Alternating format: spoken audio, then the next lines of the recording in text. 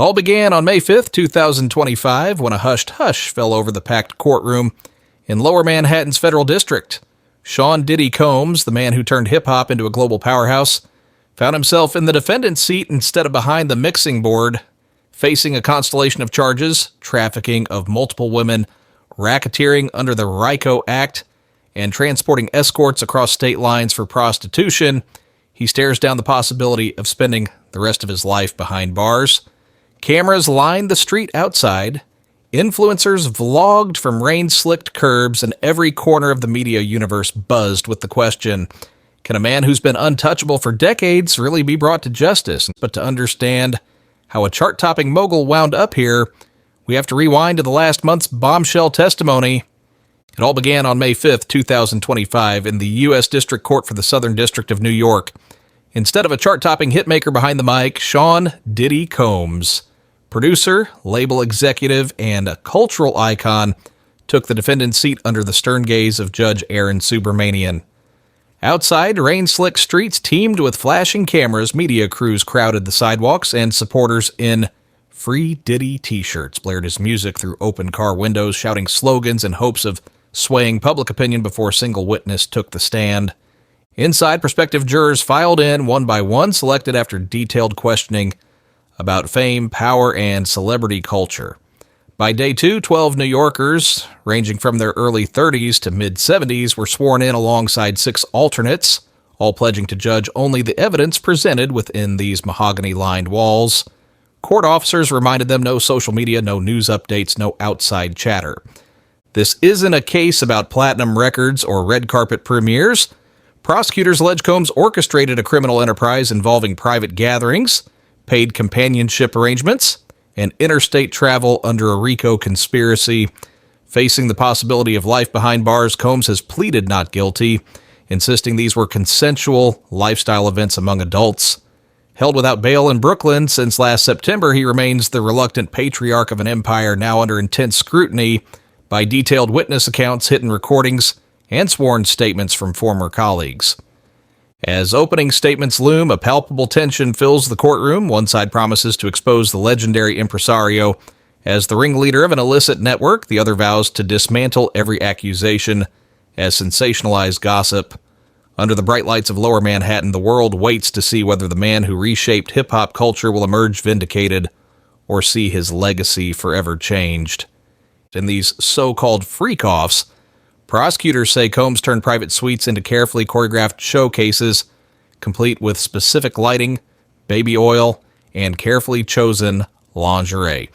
Witnesses describe being handed drugs like ecstasy or ketamine to stay in the zone, then ushered into rooms where Combs sat back and directed every move. They say he filmed segments on his phone, gave running commentary, and even coached performances as if he were staging a music video.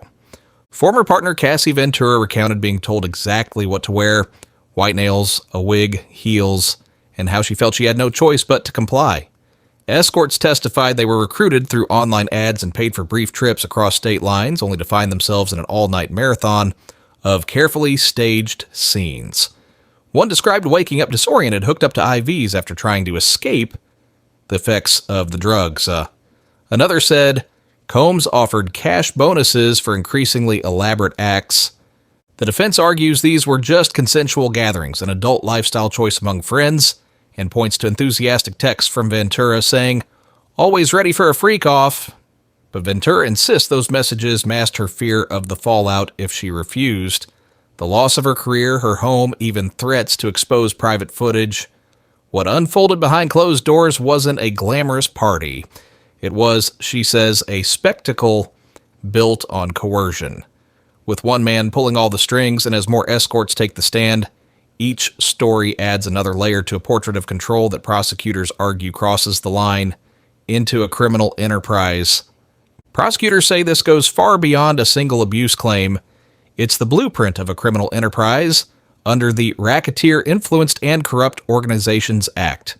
To prove a RICO case, they must show that Combs enlisted a network of associates who committed at least 2 predicate acts in furtherance of a common scheme. In court, we've heard how close aides helped conceal key evidence. Hotel staff bribed to hand over exclusive CCTV footage, technicians instructed to erase files, and insiders who routed escort bookings and drug shipments across state lines. Each act alone might seem isolated, but together they form the pattern of racketeering that federal law was designed to punish. Key witnesses include the security guard who refused Combs' hush payment and later testified about being pressured to surrender the original video, his personal assistant who detailed the precise hotel room setups, down to the ambient lighting, baby oil supply, and covert film equipment, and the stylist who handled suspect deliveries and was warned, "Don't talk or you disappear." Even financial records show large, unexplained cash withdrawals timed with major gatherings. The defense counters that these were simply staff carrying out their jobs for a demanding boss, arguing there was no illicit agreement or shared criminal purpose. But prosecutors insist that when you connect the dots, bribes, blackouts of footage, interstate transport for paid companionship, you see a calculated, enterprise-driven campaign, not casual party planning. Defense attorneys have zeroed in on credibility and consent, aiming to show that Ventura and other witnesses weren't victims so much as willing participants. In cross-examination, they played a series of explicit text exchanges, messages in which Ventura responds to Combs with eagerness, joking, "Can't wait for our next session," and discussing outfits and fantasies with detailed enthusiasm. The defense argues these messages reveal an empowered woman in control of her choices, not someone acting under duress. They've also presented audio of Ventura angrily threatening a friend she believed was leaking private footage, an outburst that the defense says undercuts her portrayal as fearful and submissive. And when former assistant Dawn Richard described overhearing threats, the defense countered by highlighting her own attempts to rejoin Combs' circle years later, suggesting any threat she felt was overstated or misconstrued. Every witness who described coercion faced questions about motive, memory lapses, or inconsistencies across the 8 interviews they gave to prosecutors. By painting the accused as a demanding but not criminally conspiratorial boss, and by emphasizing moments of apparent agency, the defense seeks to plant seeds of reasonable doubt. If the jury believes Ventura's text and Richard's wavering recollections over the prosecution's narrative of force and fraud, Combs' entire racketeering and trafficking case could unravel. But the final word will rest on whether 12 jurors buy into that portrayal or see behind the texts to the pressures that prosecutors say shaped every line. Just when you think you've heard it all, new witnesses step forward to widen the scope of the case. One, identified only as Jane, describes being recruited from out of state under the pretense of glitzy photo shoots, only to find herself funneled into late-night gatherings where drugs were pushed and boundaries crossed. She testifies that she felt trapped by promises of career boosts and pressured by veiled threats to her housing and reputation if she refused. A second escort, Mia, tells of arriving at a luxury suite with a one-way ticket in hand, only to endure marathon sessions she couldn't opt out of, waking up days later, afraid and uncertain how she'd gotten there. And looming on the horizon is Kid Cudi, the Grammy-winning rapper whose brief romance with Cassie Ventura allegedly triggered a violent retaliation, claims that Diddy blew up Cudi's car in a fit of jealousy. If Cudi takes the stand, we'll hear his first-hand account of threats that forced the young artist into hiding and fueled prosecutors' argument about the extreme lengths Combs would go to control those close to him. With each new witness, the portrait shifts from a problematic power imbalance to what prosecutors insist is a sprawling web of coercion, control, and complicity, painting a far darker picture than the one Combs' team has tried to sell. Just when you think the stakes couldn't climb any higher, whispers of a last-ditch political lifeline have begun to swirl around the edges of this courtroom drama.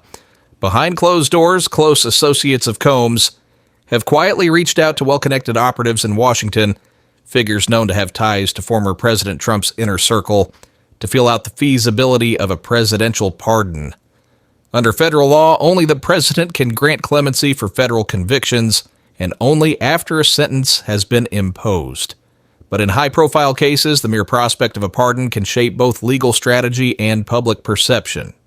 Trump's track record is well documented. During his term, he issued clemencies to Lil Wayne, Kodak Black, and Michael Harris, the founder of Death Row Records, all of whom faced federal charges. Those decisions demonstrate that he was willing to extend mercy to prominent figures in the music industry, sometimes in defiance of the Justice Department's recommendations.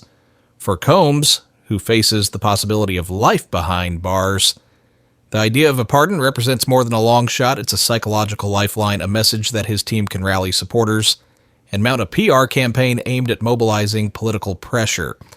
Legal experts caution, however, that a presidential pardon is far from certain.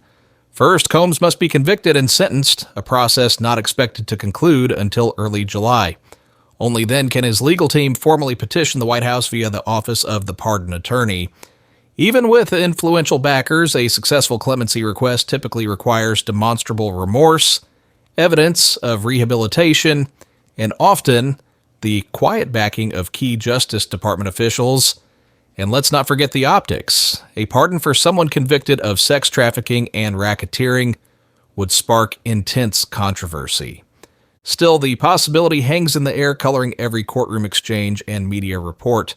As Combs' trial hurtles toward its climax, his legal team appears to be pursuing a two-pronged approach: dismantle the prosecution's case through rigorous cross-examination, while also laying the groundwork in Washington for a potential pardon.